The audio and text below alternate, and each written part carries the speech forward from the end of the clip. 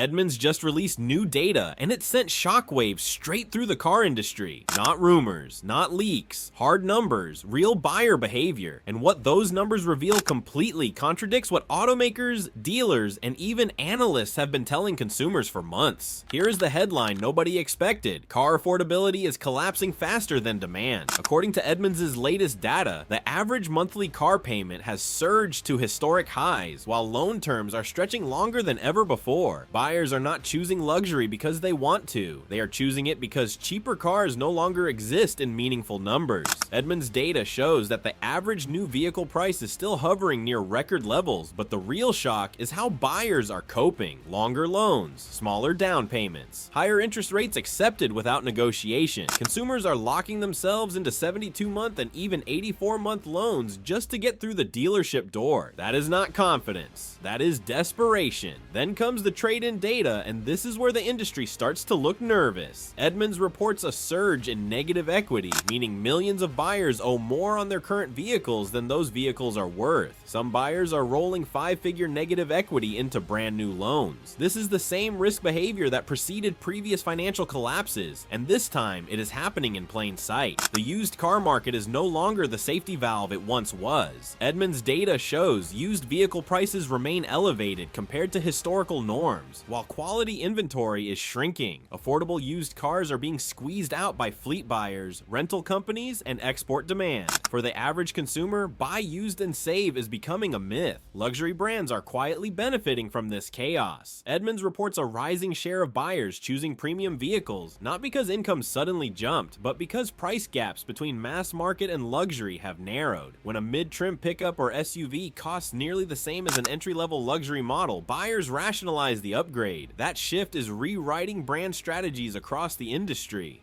Electric vehicles are another unexpected data point. Edmunds shows EV interest remains strong, but hesitation is growing. Buyers are delaying purchases due to charging concerns, resale uncertainty, and rapidly changing incentives. EV depreciation is now a major fear, and that fear is slowing adoption faster than automakers predicted. Dealers are feeling the pressure as well. Edmunds' data reveals longer days to sell for many models, especially high-priced trims. Inventory is building in places the industry did not expect, while truly affordable vehicles vanish almost instantly. The market is not cooling evenly, it is cracking along income lines. Perhaps the most alarming insight is consumer psychology. Edmunds' tracking shows shoppers spending more time researching, more time calculating payments, and walking away more often at the final numbers. The excitement of buying a car has been replaced by anxiety. Buyers are no longer asking, which car do I want? They are asking, can I survive this payment? Automakers see the same data, and their silence is telling. Production plans are quietly shifting. Incentives are being tested behind the scenes. Price cuts are appearing in selective models, while others are being pushed as premium only. This is not confidence. This is damage control. Edmunds' data does not show a sudden crash. It shows something more dangerous. A slow structural breakdown where buyers stretch further, debt piles higher, and affordability keeps slipping away. The industry is selling cars, but at the cost of long-term stability. And the most important detail buried in this data is what happens next. Because if these trends continue, the next phase will not be about pricing or incentives at all. It will be about who can still afford to participate in the car market and who is permanently locked out, while the industry pretends everything is normal, even as the numbers tell a very different story.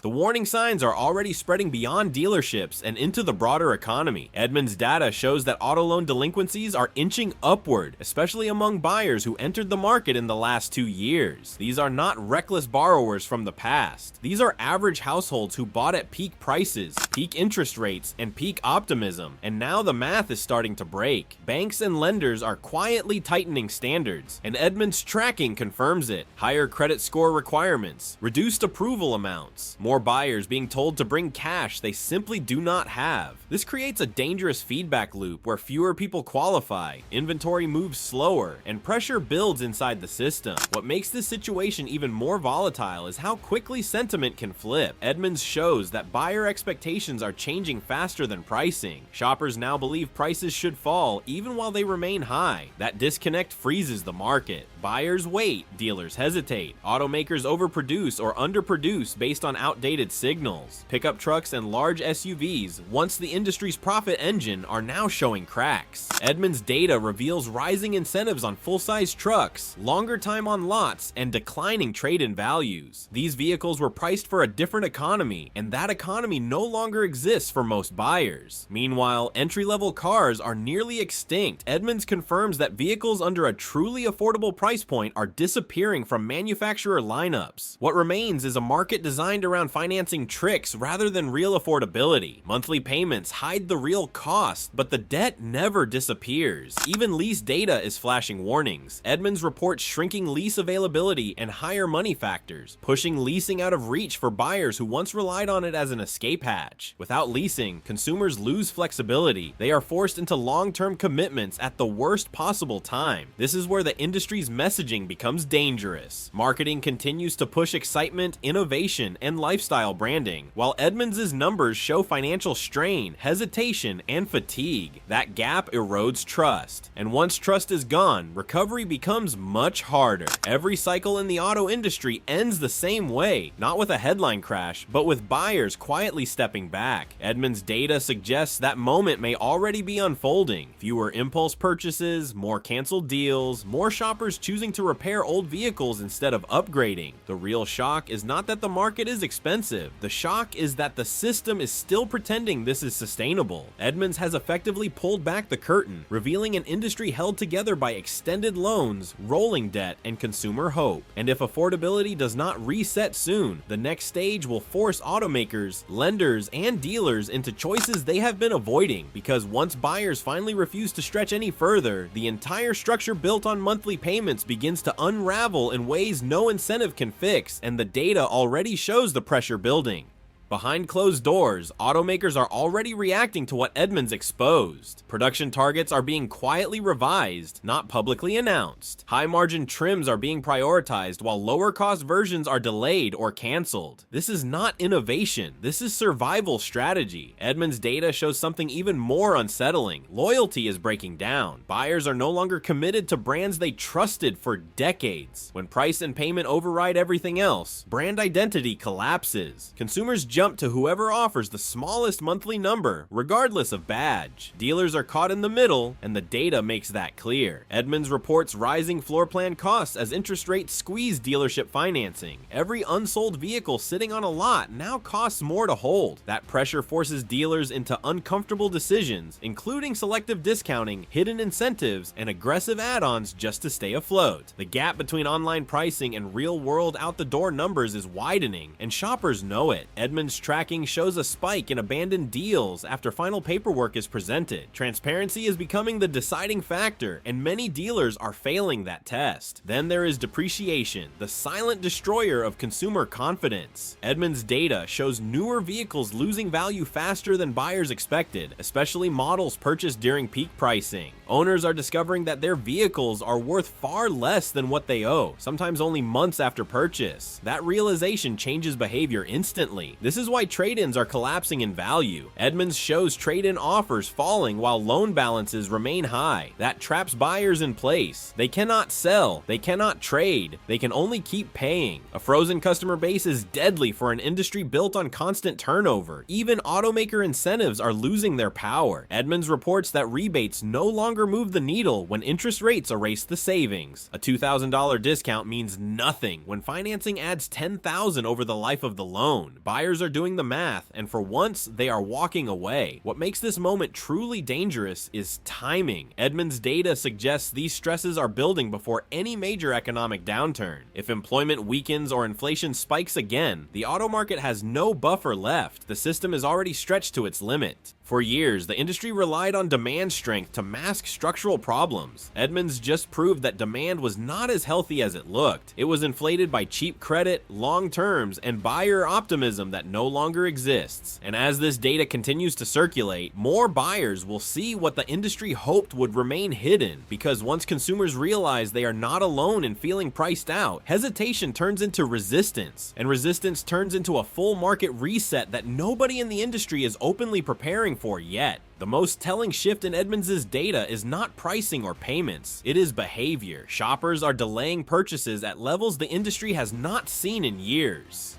Test drives are happening without follow-ups. Online leads are rising, but conversions are falling. Interest exists, but commitment is evaporating. Service departments are becoming the unintended winners. Edmunds data shows owners keeping vehicles longer and investing more into repairs. This is not loyalty to brands, it is avoidance of the new car market. When repair bills feel safer than new loans, the system is already out of balance. Manufacturers once depended on predictable replacement cycles. Edmunds now shows those cycles breaking down. 5-year ownership is stretching into 8, 9, even 10 years. That delay ripples backward into factories, suppliers, logistics, and employment. The impact is far larger than dealerships alone. Even incentives designed to stimulate urgency are failing. Limited time offers no longer create fear of missing out. Edmunds tracking shows buyers unmoved by deadline pressure because affordability, not availability, is the real barrier. You cannot rush a decision when the numbers do not work. There is also a geographic divide forming. Edmunds data reveals sharper slowdowns in high-cost urban markets, where insurance, registration, and parking amplify ownership costs. In these areas, car ownership itself is being questioned, not just the purchase price. Insurance premiums are another hidden factor creeping into buyer hesitation. Edmunds notes rising insurance costs tied to newer vehicles with expensive technology. Buyers are discovering that even if they can afford the payment, the total cost of ownership is exploding. What makes this moment different from past cycles is the lack of an obvious release valve. Interest rates are not dropping quickly, prices are not correcting meaningfully, incentives are constrained. Edmunds data shows pressure building with nowhere to escape.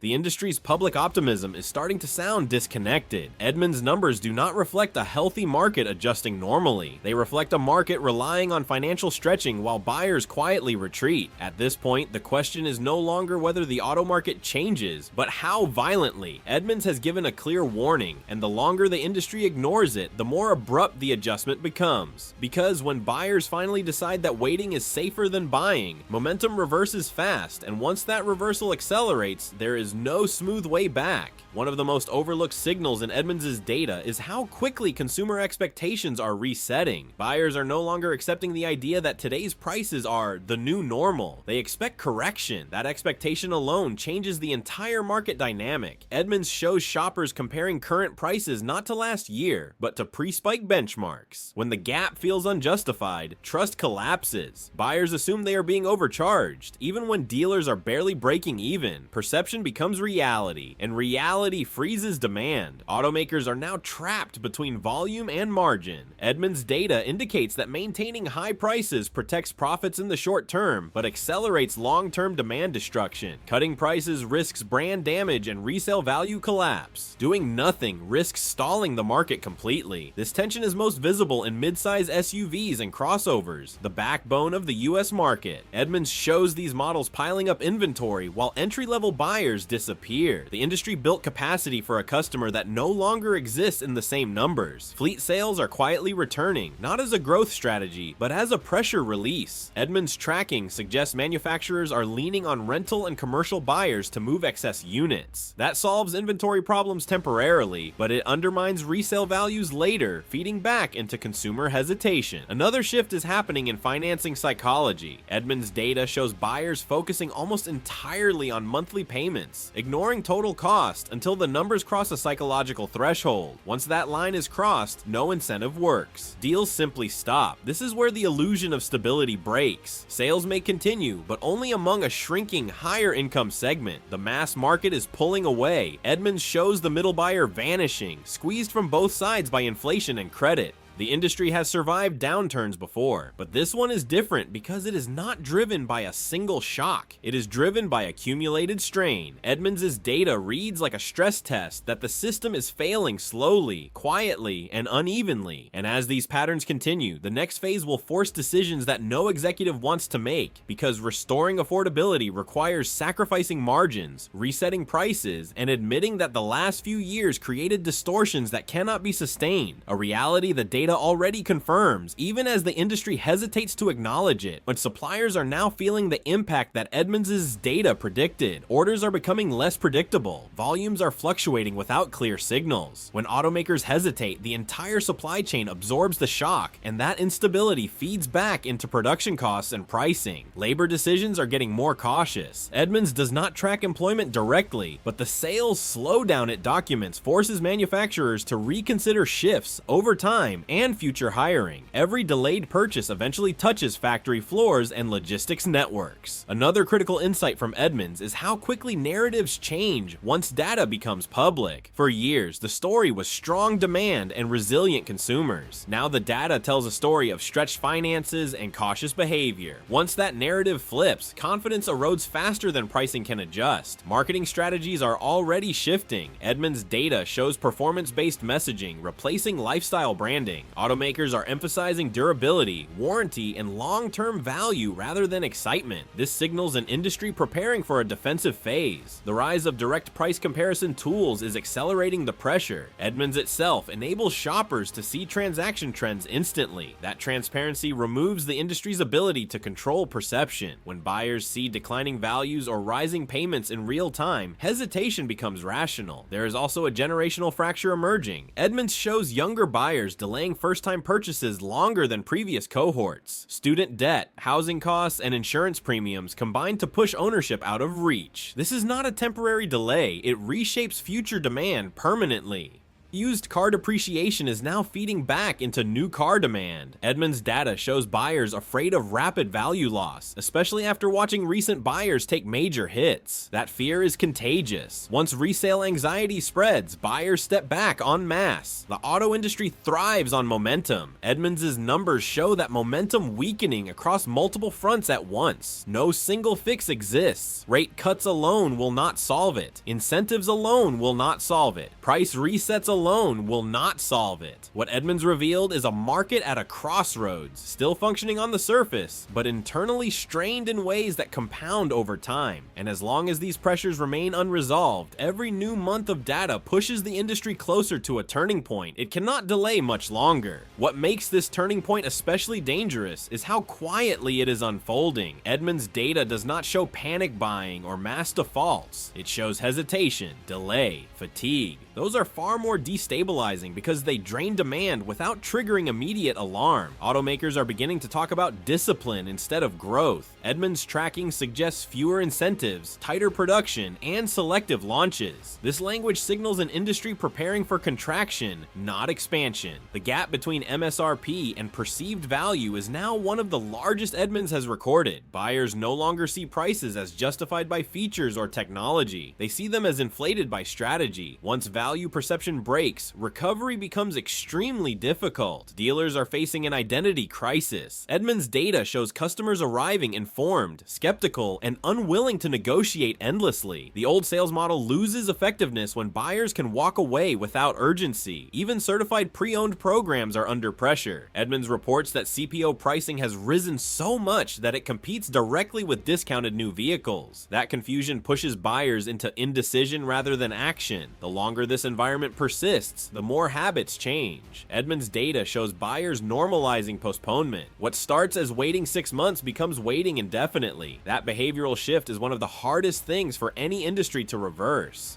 Technology was supposed to justify higher prices, but Edmunds reveals the opposite effect. Buyers now associate advanced features with higher repair costs, insurance premiums, and faster depreciation. Innovation is no longer an automatic selling point. This is why the industry's next move matters so much. Edmunds has effectively handed executives a warning signal: ignore it, and the market freezes, reacts too aggressively, and values collapse. The data shows no clean exit, only trade-offs. And as those trade-offs loom larger, the industry's delay becomes its biggest risk, because every month that affordability remains broken, consumer confidence erodes further, pushing the market closer to a recalibration that will not be gentle when it finally arrives. At some point, hesitation turns into a verdict. Edmunds' data suggests the market is approaching that line. Buyers are no longer confused. They are making a clear judgment that the numbers do not make sense, and when enough people reach that conclusion, the system has to respond. This is where the illusion finally breaks. Sales volumes may still appear stable on paper, but the quality of those sales is deteriorating. Longer loans, higher risk, thinner margins. Edmunds shows an industry moving units today by borrowing demand from the future. Eventually, that future arrives. Automakers will be forced to choose between protecting prices or protecting volume. Dealers will have to decide whether to hold the line or clear lots. Lenders will reassess risk. None of these decisions happen smoothly, and none of them happen quietly once they begin. Edmunds did not just release data, it exposed a fault line, an affordability crisis disguised as resilience, a demand problem masked by financing, a market still operating but no longer healthy. And when the correction comes, it will not be triggered by headlines or hype. It will be triggered by buyers simply refusing to play along anymore, because the most powerful force in this industry has always been the consumer's willingness to say yes. And Edmunds' data makes one thing clear: that willingness is fading fast. So the question now is not whether change is coming, but who will be ready when it arrives. The data is no longer hidden, the warning signs are no longer subtle, and the excuses are running out. Edmunds has shown exactly where the pressure is building, and history shows what happens when an industry ignores signals like this. If you want to stay ahead of what happens next, if you want to understand where prices, payments, and availability are really heading, then stay tuned, because the next move from automakers, dealers, and lenders will reshape the car market in ways most people are not prepared for yet.